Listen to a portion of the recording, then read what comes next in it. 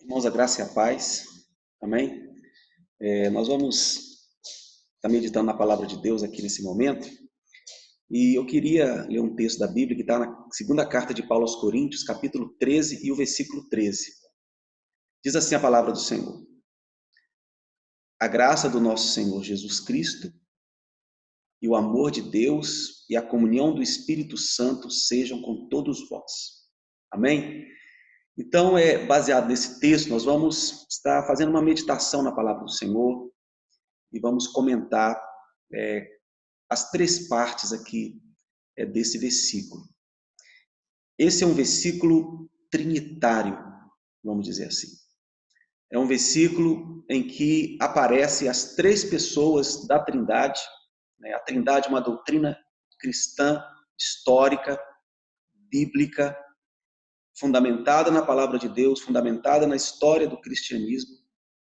E aparece também em outros textos, na carta aos Efésios, capítulo 4, aparece no batismo de Jesus em Mateus, no capítulo 3.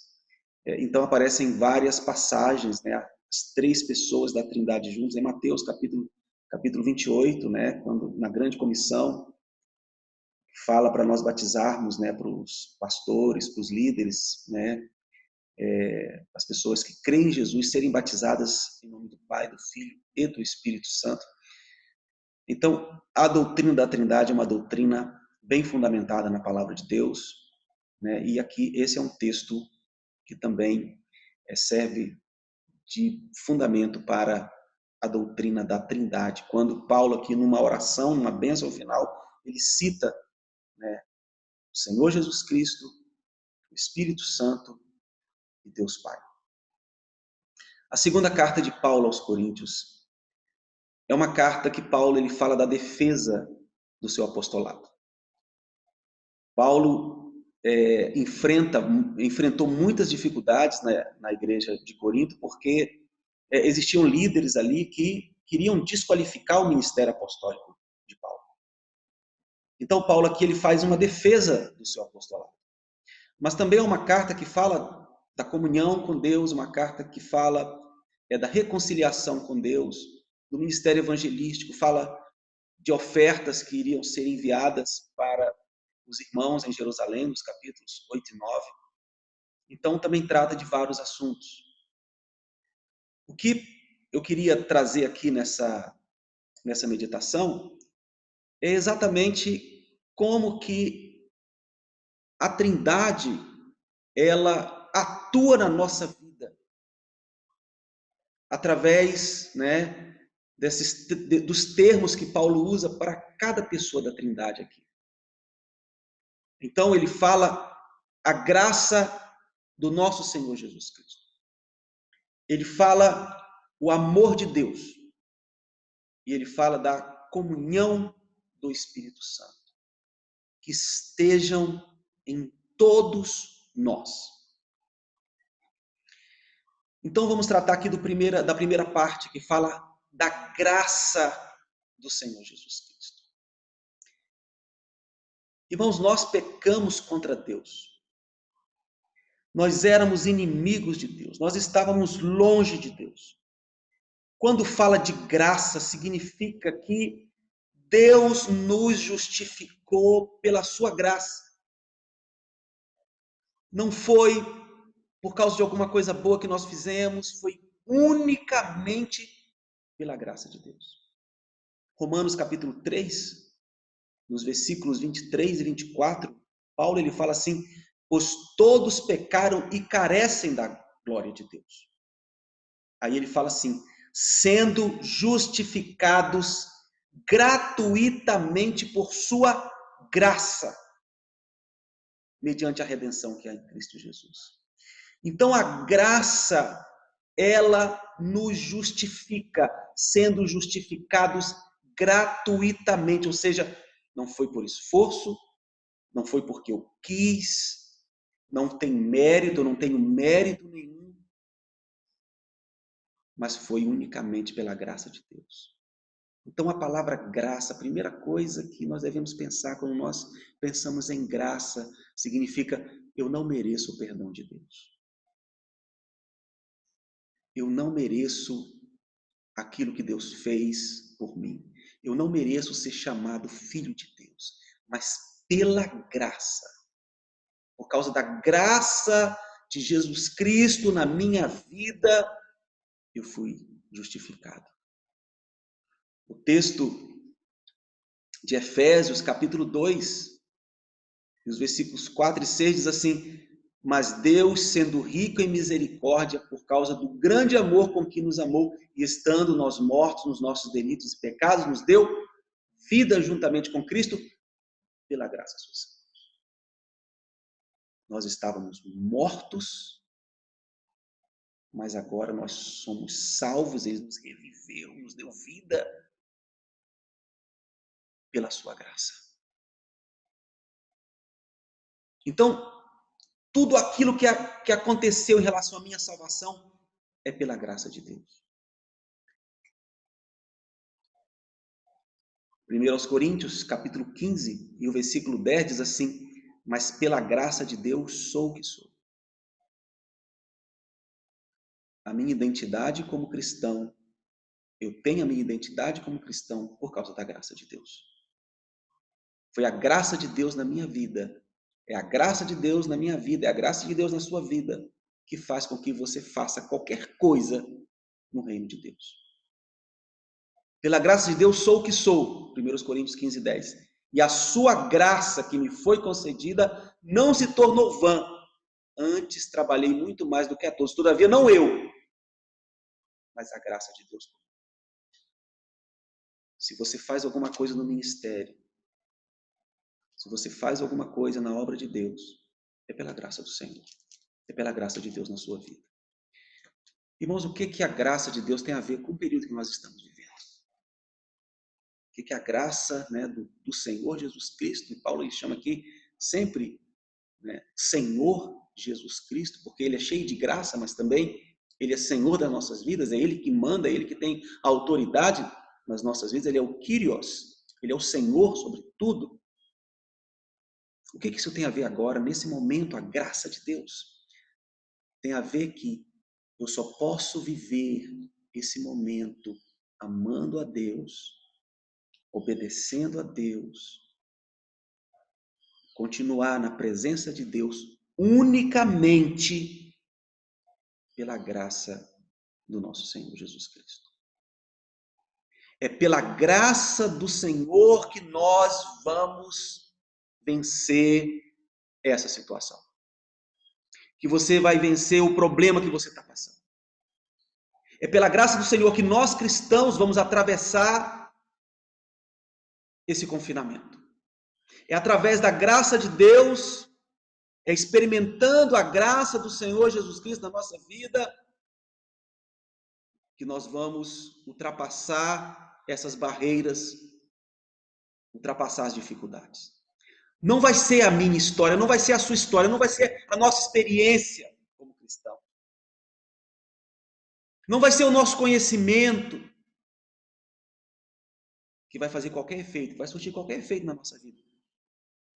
Graça de Deus somente. Graça do Senhor Jesus Cristo na nossa vida. O que eu quero comunicar nesse momento é para nós vivermos a graça do Senhor Jesus. Então, a graça do Senhor Jesus, ela é para ser vivida, experimentada agora na nossa vida. A nossa identidade, ela é formada, a nossa identidade cristã é formada pela graça de Deus. As nossas obras, o que nós fazemos, a causa é a graça de Deus. A nossa justificação é a graça do Senhor Jesus Cristo em nós. Então, Paulo associa graça ao Senhor Jesus Cristo e ele associa amor aqui a Deus. Nós entendemos aqui Deus como Deus Pai. E eu queria citar aqui um versículo muito conhecido, né, de todos nós, que é João 3,16, que fala assim: porque Deus amou ao mundo de tal maneira que deu seu Filho unigênito para que todo aquele que nele crê não pereça, mas tenha a vida eterna. O amor de Deus, ele é expresso por nós, porque Deus Pai enviou o seu Filho, deu o seu Filho unigênito, para que nós tivéssemos a vida eterna. Quem crê em Jesus, tem a vida eterna, porque ele morreu e ressuscitou para a nossa justificação. A prova do amor de Deus para conosco é que ele enviou seu Filho para morrer no nosso lugar.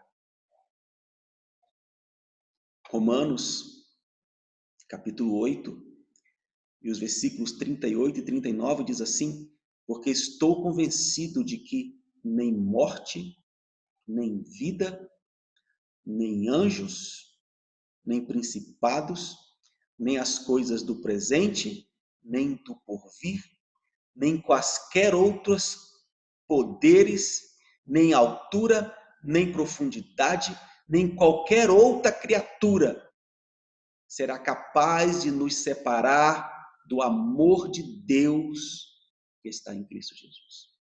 Irmãos, o amor de Deus expresso em Cristo Jesus, ele está em nós, na nossa vida.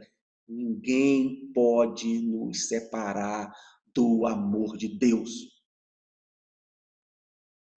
Deus está nos amando agora. Aí você fala assim, mas eu estou cheio de problema. Deus, ele está te amando agora. Eu estou cheio de dificuldade. Deus, ele está te amando agora. Esse problema, essa dificuldade, não te separa do amor de Deus. Porque o amor de Deus é através de Jesus Cristo. Através de Jesus eu tenho a salvação, através de Jesus eu experimento o amor de Deus. Nada, forças demoníacas, forças satânicas, nada pode nos separar do amor de Deus se você crê em Jesus, se você anda na palavra de Deus. Não vai ser problema, não vai ser dificuldade que vai te separar do amor de Deus. O amor de Deus está presente na sua vida hoje, agora. Nada poderá nos separar do amor de Deus. Nada poderá nos separar do amor de Deus. 1 João, capítulo 4, versículo 19, diz assim: nós amamos, porque Ele nos amou primeiro. Se existe amor no nosso coração, se existe amor na nossa vida, é porque Deus nos amou. Ele amou Israel. A gente vê o amor de Deus por Israel no Antigo Testamento. E Ele nos ama. Se eu expresso amor de alguma forma, irmãos, não pense que esse amor ele brota do seu coração. Se você sente amor pelo seu filho, pelos irmãos da igreja, por alguém que precisa da misericórdia de Deus e você ali manifesta ali o amor de Deus, não pensa que isso brota do seu coração. O amor que nós temos na nossa vida é porque Ele nos amou primeiro. Ele me amou primeiro. Ele amou você primeiro. Antes de nós existirmos, Deus nos amou primeiro. O amor dele é manifestado através de Jesus. O amor de Deus, ele vem primeiro, antes do nosso amor. Antes de nós amarmos a Deus, ele já havia nos amado. Eu só posso amar porque ele me amou primeiro. Você só pode amar porque ele te amou primeiro. A graça do nosso Senhor Jesus Cristo e o amor de Deus. Que possamos viver esse amor hoje. Saber que Deus nos ama, não importa o que aconteça na nossa vida, Deus nos ama. Como diz o pastor Everton, Deus é bom o tempo todo Deus é bom. Ele nos ama. Ele nos ama. E nós amamos porque Ele nos amou primeiro. O amor de Deus vem primeiro. E por último, o apóstolo Paulo, ele fala da comunhão do Espírito Santo. A graça do nosso Senhor Jesus Cristo, o amor de Deus e a comunhão do Espírito Santo.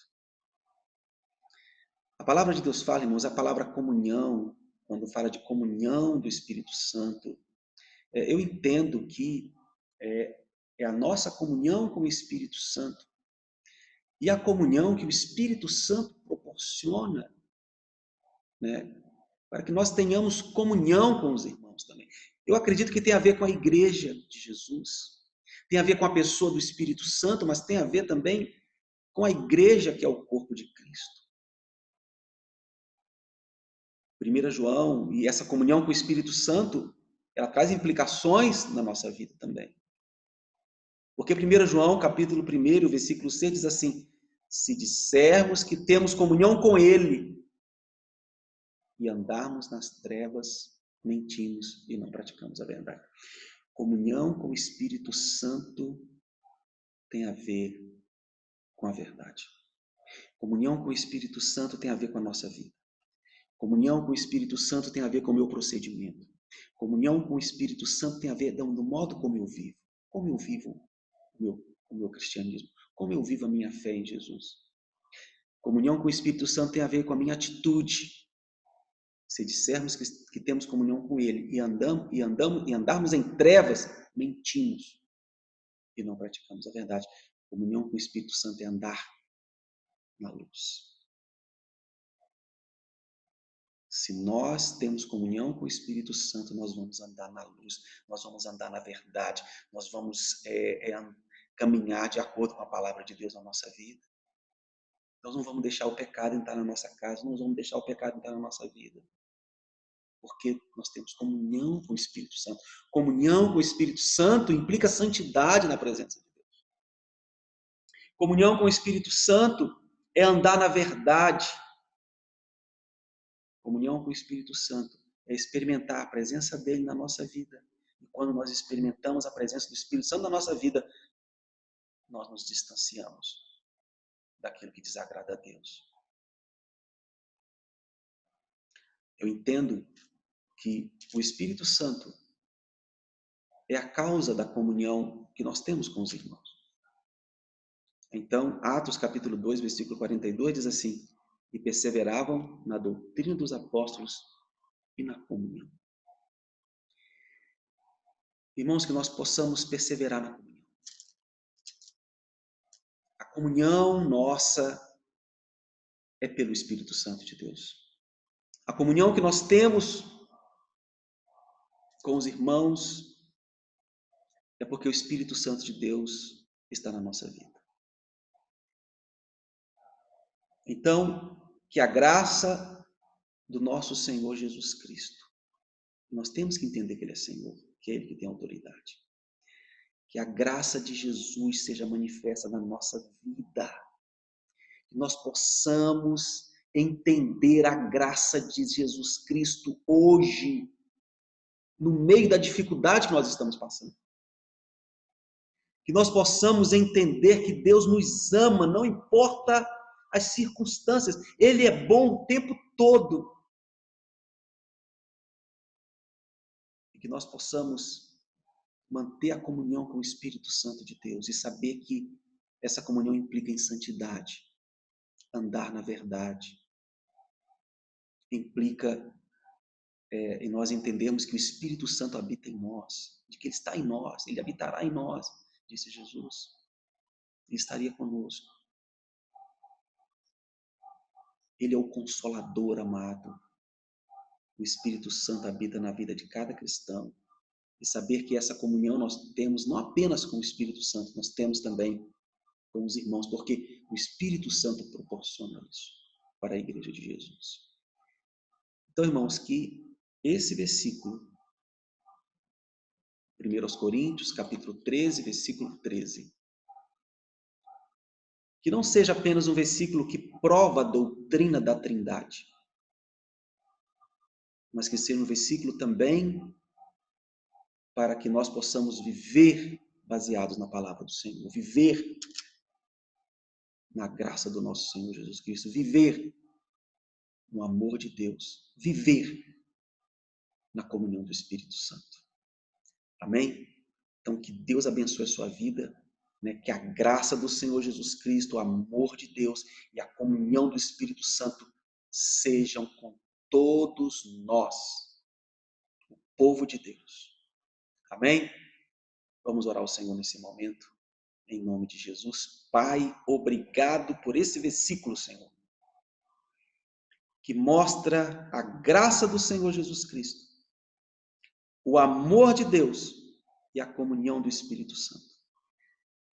E que, Senhor, ó Pai, essas características, ó Pai, das pessoas, Senhor, da Trindade, Pai, Filho e Espírito Santo, a graça do Senhor Jesus Cristo, o amor de Deus, Pai, a comunhão do Espírito Santo esteja nas nossas vidas, Senhor. Sempre, Pai. Em nome de Jesus. Abençoa cada irmão, cada irmã, e que possamos, como povo de Deus, experimentar essas verdades do Evangelho na nossa vida, na nossa comunidade, em nome de Jesus. Amém, meu irmão, minha irmã? Deus abençoe sua vida com essa palavra e vamos viver esse Evangelho. No momento de dificuldade, no momento de luta, vamos viver a palavra de Deus. Viver na graça do Senhor Jesus Cristo, no amor de Deus e na comunhão do Espírito Santo. Amém? Que Deus abençoe a sua vida, glorificado seja o nome do Senhor. Glória a Deus.